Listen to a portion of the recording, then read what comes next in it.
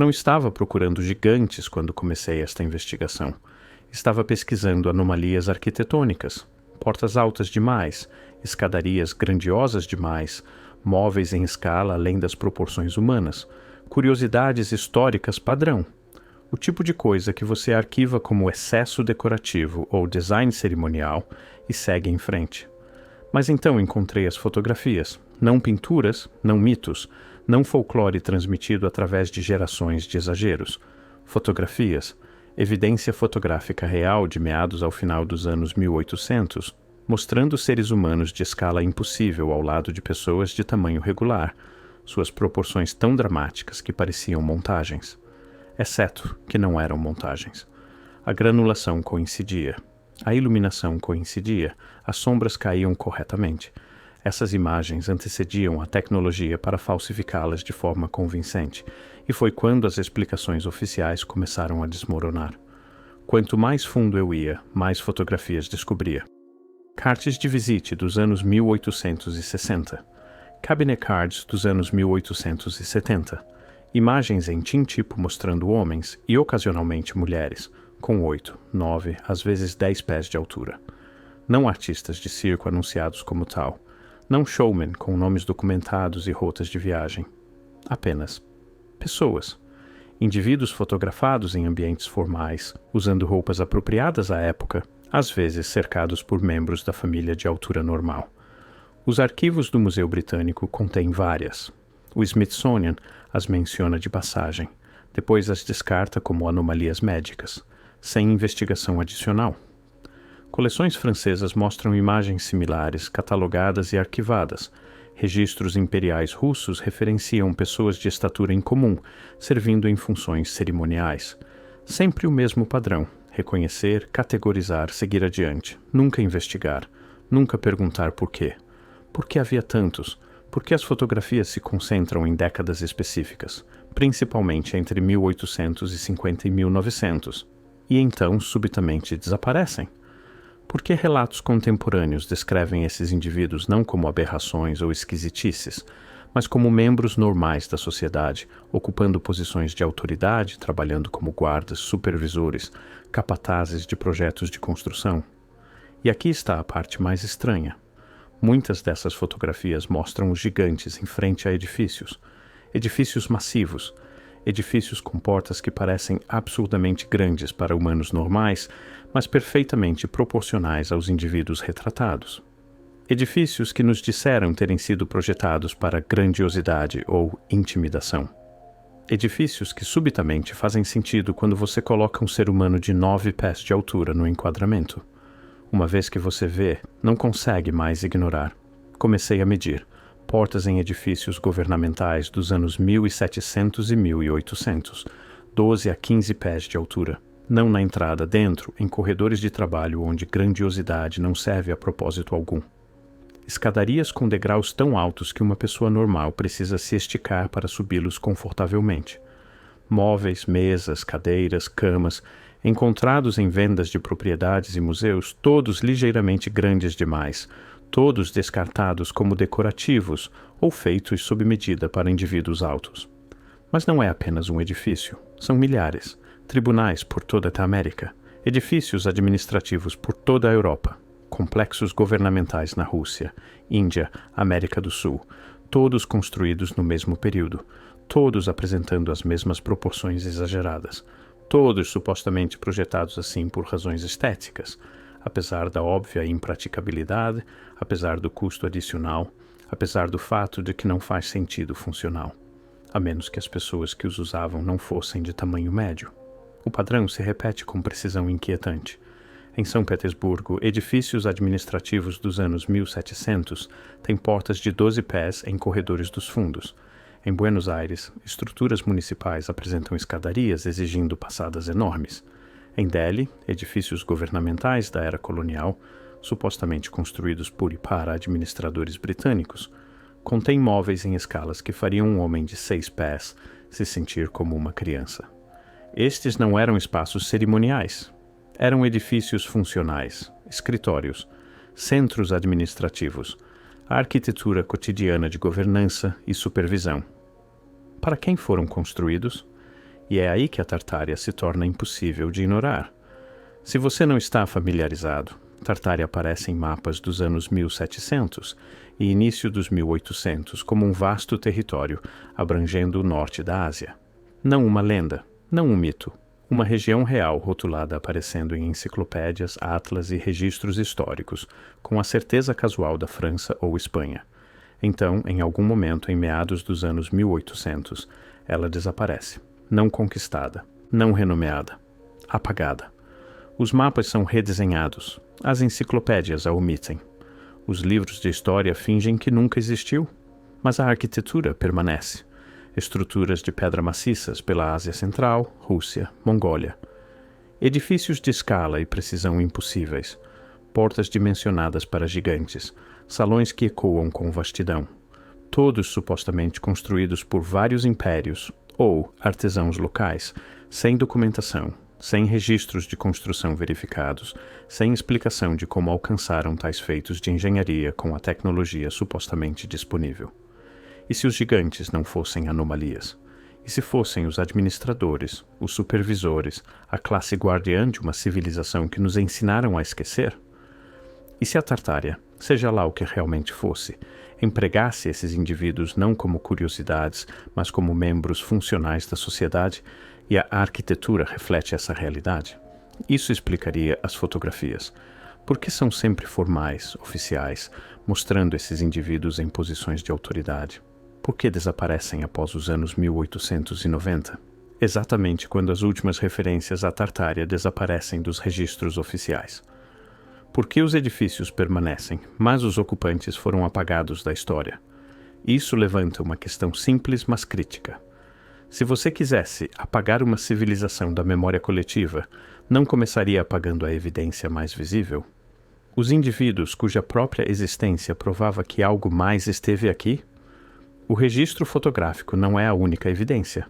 Durante os anos 1800 e início dos 1900, jornais por toda a América regularmente reportavam descobertas de esqueletos humanos gigantes, não anomalias dispersas, descobertas sistemáticas. O New York Times, 1885, esqueleto de 7 pés descoberto em túmulo de Michigan. O San Diego Union, 1895. Ossos de tamanho extraordinário encontrados durante escavação ferroviária.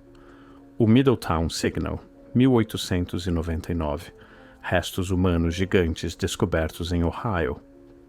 Estas não eram sensações de tabloides. Eram jornais mainstream, reportando o que era na época considerado digno de notícia, mas não particularmente controverso. Os relatos descrevem esqueletos medindo 7 a 12 pés de comprimento, frequentemente encontrados em locais de sepultamento organizados, frequentemente acompanhados por artefatos, sugerindo conhecimento avançado de metalurgia e construção. Então, algo mudou. Após aproximadamente 1920, esses relatos param.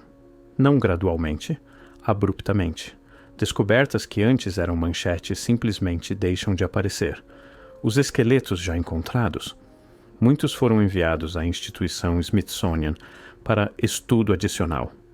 O Smithsonian agora afirma que tais esqueletos não existem em suas coleções. Perdidos, extraviados, deslocados durante transferências de rotina.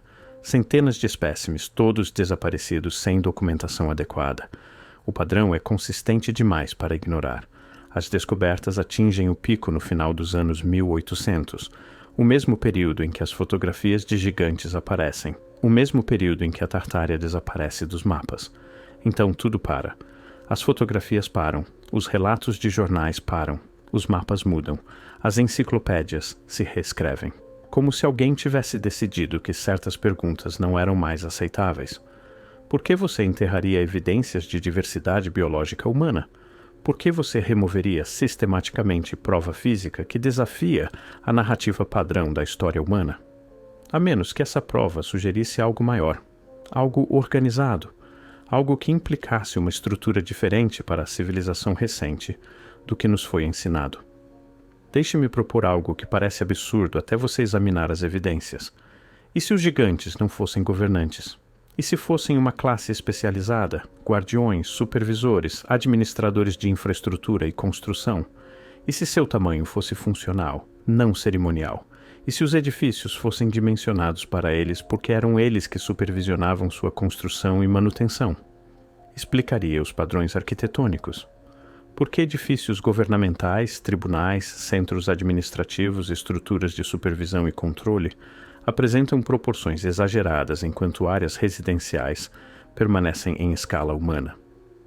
Por que as fotografias mostram gigantes em contextos formais, oficiais, em vez de ambientes domésticos?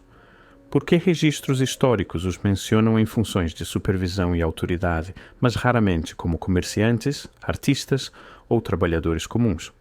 Explicaria o mistério da construção. Como estruturas de pedra maciças foram construídas com tal precisão nos anos 1700 e 1800, talvez não tenham sido construídas pelas civilizações a quem as creditamos. Talvez tenham sido construídas para essas civilizações por uma sociedade anterior que empregava indivíduos fisicamente capazes de mover pedras, operar maquinário e supervisionar construção em escalas que consideramos impossíveis, e explicaria o apagamento sistemático. Se você está herdando estruturas que não construiu, herdando tecnologia que não compreende totalmente, herdando sistemas arquitetônicos projetados para um tipo diferente de ser humano, o que você faz? Adapta a narrativa, reivindica como sua, reescreve as datas de construção, retrodata os arquitetos e remove qualquer evidência que sugira que alguém mais esteve aqui primeiro. Pergunte a si mesmo: quantas técnicas de construção misteriosas subitamente fazem sentido se você assume que os construtores eram fisicamente maiores e mais fortes que humanos modernos?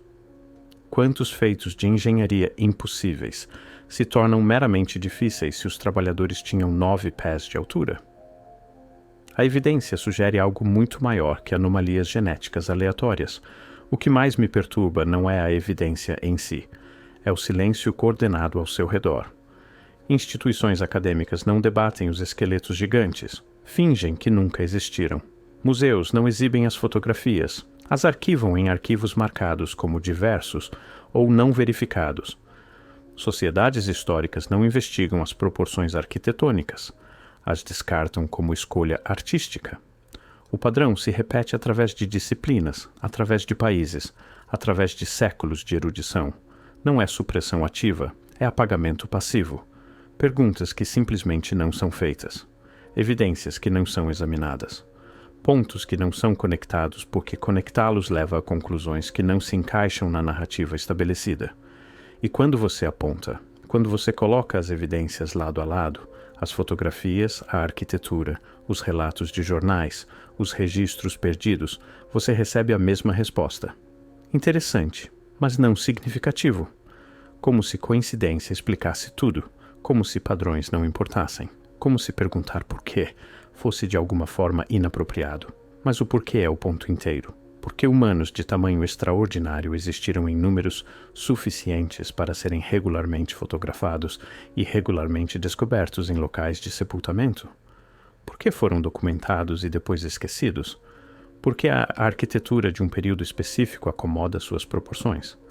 Por que esses elementos se concentram nas mesmas regiões geográficas e períodos de tempo do desaparecimento da Tartária do registro cartográfico? E por que, quando você menciona qualquer coisa disso em círculos acadêmicos, a conversa imediatamente é encerrada? Continuo voltando às fotografias. Estes não eram monstros, não eram mitos, eram pessoas, indivíduos com rostos, roupas, famílias, pessoas que posaram para retratos formais como qualquer outra pessoa nos anos 1800. Pessoas cuja existência era tão comum na época que fotógrafos não viram necessidade de explicar ou contextualizar sua presença. Mas nós os tornamos extraordinários ao apagá-los. Nós os tornamos impossíveis ao negar que fossem possíveis.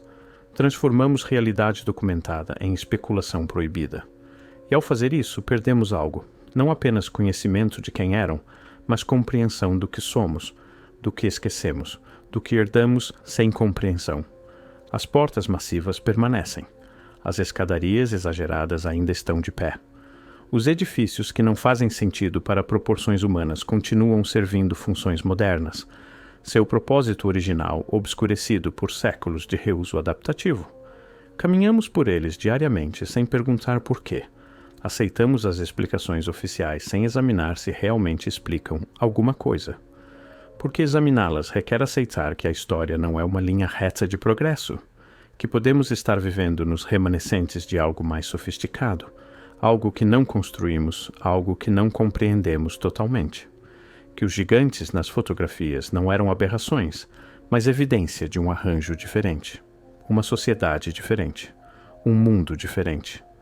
Encontrei cadeiras enormemente grandes em leilões de propriedades e salas de armazenamento esquecidas de museus, cadeiras que não fazem sentido anatômico, não tronos, não peças cerimoniais destinadas a intimidar ou impressionar, cadeiras comuns, cadeiras de jantar, cadeiras de escritório, cadeiras de sentar projetadas para uso diário, exceto que estão em escala errada. A altura do assento mede 30 a 36 polegadas do chão, quase o dobro da altura padrão de 18 polegadas que acomoda o comprimento normal das pernas humanas. Os encostos se elevam 7, às vezes 8 pés de altura.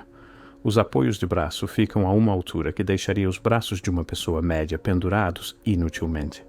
Catálogos de leilão as listam como móveis decorativos ou peças de exposição, como se pessoas nos anos 1800 rotineiramente encomendassem cadeiras que não podiam fisicamente usar apenas por propósitos estéticos.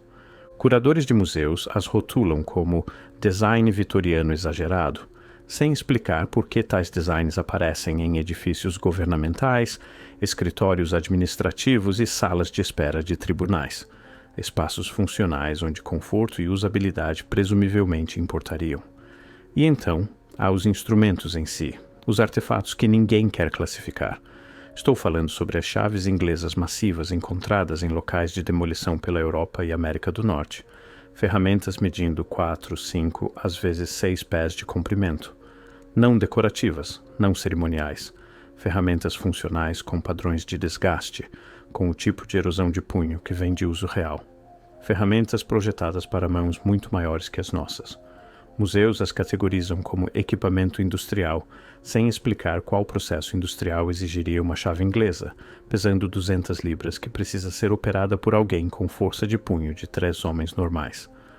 Casas de leilão as vendem como curiosidades antigas, sem perguntar por que foram fabricadas em tais quantidades, que continuam aparecendo em vendas de propriedades, limpezas de celeiros e demolições de edifícios mais de um século depois.